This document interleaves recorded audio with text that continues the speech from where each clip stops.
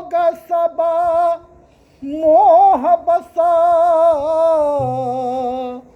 लोभ ग्रसे शुभ कर्म, सुनु हरि जान ज्ञान निधि, कहूँ कछु कलिधर। धन्य है गोस्वामी तुलसीदास जी, आपने इन दुनिया वालों को, उनके भाव बाधाओं को, उनके दुख के निवृत्ति के लिए जो आपने महा औषधि रूप रामचरितमानस को दिया, इसके लिए कोटि कोटि आभार, नंदन अभिनंदन। हम सभी क्रूर कोरोना के कारण आज पूरी दुनिया जो तबाह है, चिंतित है, कब किसकी मृत्यु आ जाएगी यह कहना कठिन है। अब केवल एक आधार उस परमात्मा का है, उस ब्रह्मांड नायक का है जिसने इस सृष्टि की रचना की। हम सभी काकभूषुंडी द्वारा गरुण मोह से संदर्भ से कथा का कोरोना मुक्ति के लिए शुभारंभ किए हैं, उसी संदर्भ में हम लोग चर्चा कर रहे हैं। उत्तरकांड का विषय कि परत्रिय लंपट कपट सयाने, कल इस पे चर्चा हुई। आज का दोहा था, भय बरन शंकर कली, भिन्न से तु सब लोग, करहि पाप पावई दुख, भय रुजसो कविवेक। कह रहे हैं कि कलयुग में सब लोग वर्ण संकर और मर्यादा विहीन हो जाएंगे, अनुशासन विहीन हो जाएंगे। वे पाप करते रहेंगे, दुख भोगते रहेंगे, वह रोते रहेंगे, वह गिड़गिड़ाते रहेंगे, वह आर्त होंगे, दुखी होंगे, लेकिन अपने स्वभाव को बदलने के लिए वो तैयार नहीं होंगे। वह अनुशासन में रहना नहीं चाहेंगे। दुख भय शोक और प्रिय वस्तु को बार बार उनसे बिछड़ना होगा। हर प्रिय वस्तु उनके व्यवहार और उनके बुद्धि के कारण उनसे दूर होती जाएगी। वो दुखी और क्लेशित होते जाएंगे। वेद सम्मत तथा वैराग और ज्ञान से युक्त जो हरि भक्ति का मार्ग है, मोहवश मनुष्य उस पर नहीं चलते और अनेकों नए नए पंथ संप्रदाय रचना करते रहेंगे, जिससे उन्हें सुख नहीं मिलेगा, उन्हें दुख ही मिलेगा और वह अत्यंत दुखी होते जाएंगे। इसी दुख के कारण,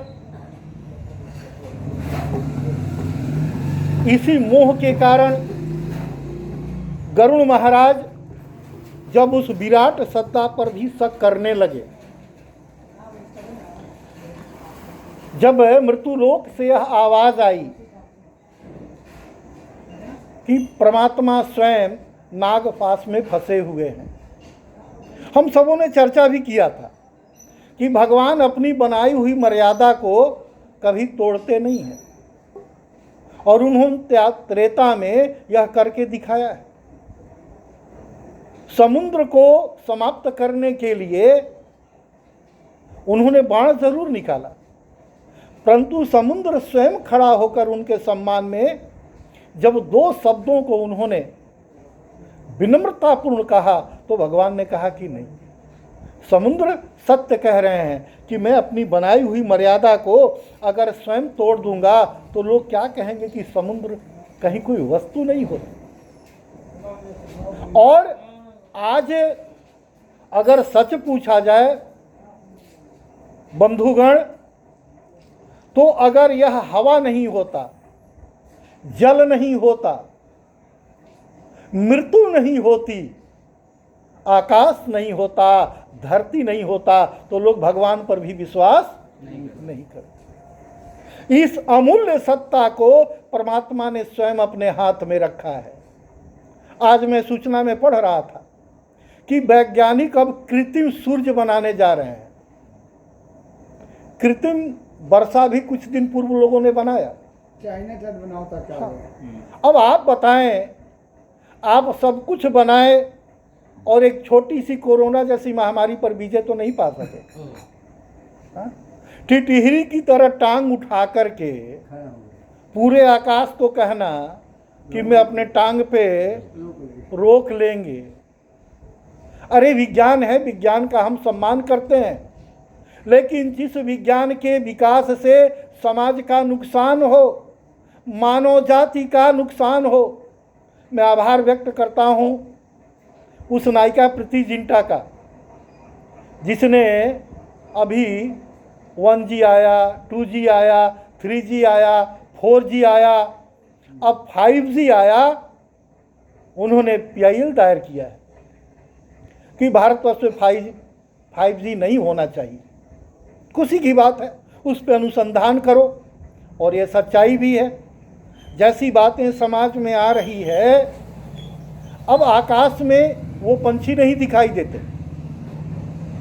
हम अपने तिथियों पर, अपने श्राद्ध पर जो काले कौवे को भोजन कराते थे, अब वो काले कौवे दिखाई नहीं दे रहे। गौरैया की प्रजाति समाप्त हो गई, या तो वायु प्रदूषण के कारण या जिन कारणों से हो, जो हमारे कीटाणुओं को खाती थी, जो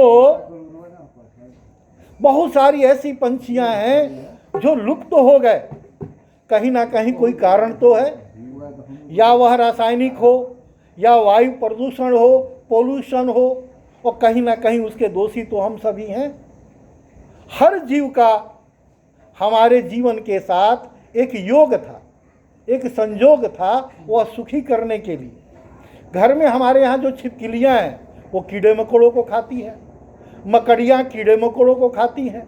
अगर उसको हम पूरी तरह सफाई कर दें, यह भी उचित नहीं। परमात्मा ने 84 लाख योनि में जो इन लोगों को बनाया, कहीं ना कहीं इनकी उपयोगिता थी। बगैर उपयोगिता की कोई वस्तु इस संसार में न है और न रहेगा।